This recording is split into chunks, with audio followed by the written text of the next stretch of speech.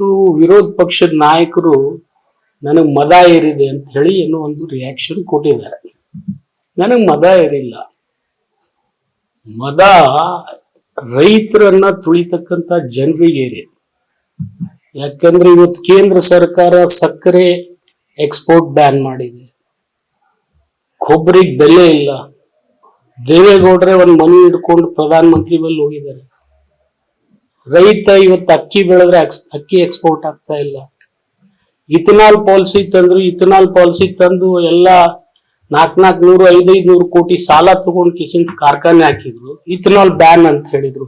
Very next day ಮೊನ್ನೆನೇ ಆದೇಶ ಬಂತು. ಇಂಥವೆಲ್ಲ ನೀತಿಗಳಿಂದ ರೈತರಿಗೆ 3 ವರ್ಷಕ್ಕೆ ಒಂದ್ಸರ್ತಿ ಧಾರಣಿ ಬರ್ತದೆ ಯಾವುದೇ ಬೆಲೆಗೆ. ಆ ಬೆಲೆಗೆ ಧಾರಣಿ ಬಂದಾಗ ಒಂದ್ 4 ದುಡ್ಡು ಅವ್ರು ಗಳಿಸ್ಕೊತಾರೆ. ಇವತ್ತು ಉಳ್ಳಾಗಡ್ಡಿ ಎಕ್ಸ್ಪೋರ್ಟ್ ಬ್ಯಾನ್ ಮಾಡಿದ್ದಾರೆ. ಇವತ್ತು ನಾವೇ ಬಿಜಾಪುರ ಜಿಲ್ಲೆಯಲ್ಲಿ ಉಳ್ಳಾಗಡ್ಡಿ ಬೆಳಿತೀವಿ. ಈ ಉಳ್ಳಾಗಡ್ಡಿ ಎಕ್ಸ್ಪೋರ್ಟ್ ಮಾಡಿದ್ರೆ ಒಂದ್ 4 ದುಡ್ಡು ಸಿಕ್ತಿತ್ತಿಲ್ಲೋ ರೈತರಿಗೆ. ಇವತ್ತು ಉಳ್ಳಾಗಡ್ಡಿ ಬ್ಯಾನು, ಅಕ್ಕಿ ಬ್ಯಾನು, ಶುಗರ್ ಬ್ಯಾನು, ಮತ್ ರೈತರು ಯಾವಾಗ ದುಡ್ಡು ಗಳಿಸ್ತಾರೆ? ಇವರು ರೈತರ ಪರ ಚಿಂತನೆ ಮಾಡ್ತಕ್ಕಂಥವ್ರಲ್ಲ ಅಂತ ಹೇಳಿದೀನಿ. ಅದಕ್ಕೆ ಮೇಲೆ ಮೇಲೆ ಬರಗಾಲ ಬಿದ್ರೆ ಸಾಲ ಸೂಟ್ ಆಗ್ಬೇಕನ್ನೋ ಬೇಡಿಕೆ ಸ್ವಾಭಾವಿಕವಾಗಿ ಬರ್ತದೆ. ಇದು ಬರೋದಕ್ಕಿಂತಲೂ ನಾವೇ ಸರ್ಕಾರಕ್ಕೆ ಸಾಲ ಕೊಟ್ಟು ಸರ್ಕಾರನೇ ಸದೃಢ ಮಾಡತಕ್ಕಂತ ಶಕ್ತಿ ರೈತರಿಗೆ ಬೆಳೆಸ್ ಕೊಡ್ಬೇಕು ಅನ್ನೋದು ನಮ್ ನೀತಿ ಇರ್ಬೇಕು ಅನ್ನೋದು ಏನ್ ತಪ್ಪಿದೆ ಇದರಲ್ಲಿ? ನೋಡಿ, ನಿಮ್ಮಲ್ಲಿ ಕೂಡ ಏನ್ ಮಾಡ್ತೀರಿ, ಯಾವ್ದು ಕಟ್ ಶಾರ್ಟ್ ಇರ್ತದೆ ಅಷ್ಟೇ ಕೊಟ್ಟು ಕಿಸಿಂದ ನೀವು ರೈತರನ್ನ ಮತ್ತು ನನ್ನ ಮಧ್ಯೆ ನೀವು ಸಂಘರ್ಷಕ್ಕೆ ಎಳಿತಾ ಇದ್ದೀರಿ. ನನಗ್ ರೈತರ ಬಗ್ಗೆ ಕಾಳಜಿ ಇರ್ಲಿಲ್ಲ ಅಂದ್ರೆ ಇವತ್ತು ಇಡೀ ಹಾವೇರಿ ಜಿಲ್ಲೆಯಲ್ಲಿ ಮಿಡ್ ಅಂಡ್ ಕ್ರಾಪ್ ಇನ್ಶೂರೆನ್ಸ್ 126 ಕೋಟಿ ಕೊಡ್ಸಿದೀನಿ ನಾನು. ಯಾವ ಜಿಲ್ಲೆಯಲ್ಲಿ ಕೊಟ್ಟಿದ್ದಾರೆ ಹೇಳಿ? ನಿಮ್ ಬಿಜಾಪುರದಲ್ಲಿ ಕೊಟ್ಟಿದಾರ? ರೈತರ ಬಗ್ಗೆ ಕಾಳಜಿ ಇದ್ದಲ್ಲೇ ಮಾಡ್ತಾ ಇದೀವಿ ಆ ಪ್ರಯತ್ನ. ಮತ್ ರೈತರಿಗೆ ಒಂದು ಯೋಗ್ಯ ಬೆಲೆ ಸಿಗ್ಬೇಕಂದ್ರೆ ಈಗ ಟಮಾಟಿಗೆ 200 ರೂಪಾಯಿ ಬಂದ್ರೆ ಇಡೀ ಟಮಾಟಿಗಳನ್ನೇ ಎಲ್ಲಾರು ಸರ್ಕಾರ ಕಿತ್ಕೊಂಡು ಉತ್ತರ ಪ್ರದೇಶದಲ್ಲಿ ಫ್ರೀ ಮಾಡಿಸಿದ್ರು. ಕರ್ನಾಟಕದ ಇದೇ ಕೋಲಾರದ ರೈತರು ಉತ್ತರ ಪ್ರದೇಶಕ್ಕೆ ಹೋಯ್ದ್ರೆ ಅದನ್ನ ಸೀಸ್ ಮಾಡಿ ಎಸೆನ್ಷಿಯಲ್ ಕಮಾಡಿಟಿ ಅಂತ ಹೇಳಿ 80 ರೂಪಾಯಿ 90 ರೂಪಾಯಿ ಕೊಟ್ರು.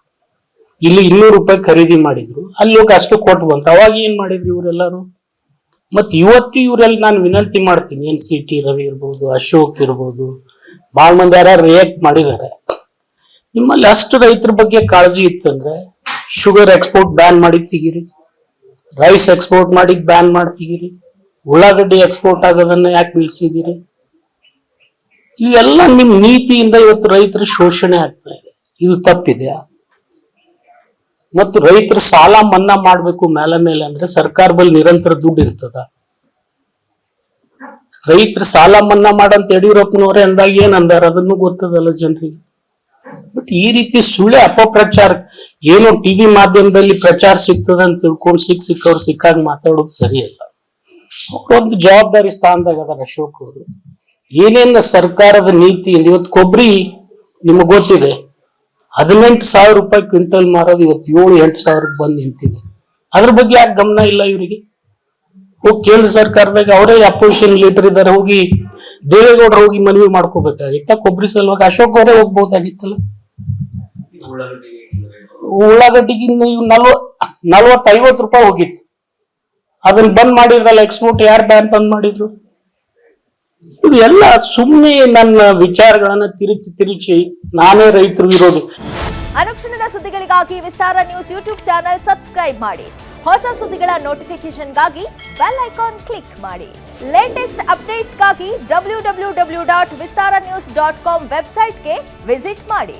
ಅಂಗೈಯಲ್ಲೇ ಜಗತ್ತಿನ ಸುದ್ದಿ ತಿಳಿಯಲು ವಿಸ್ತಾರ ನ್ಯೂಸ್ ಕನ್ನಡ ಆಪ್ ಡೌನ್ಲೋಡ್ ಮಾಡಿ.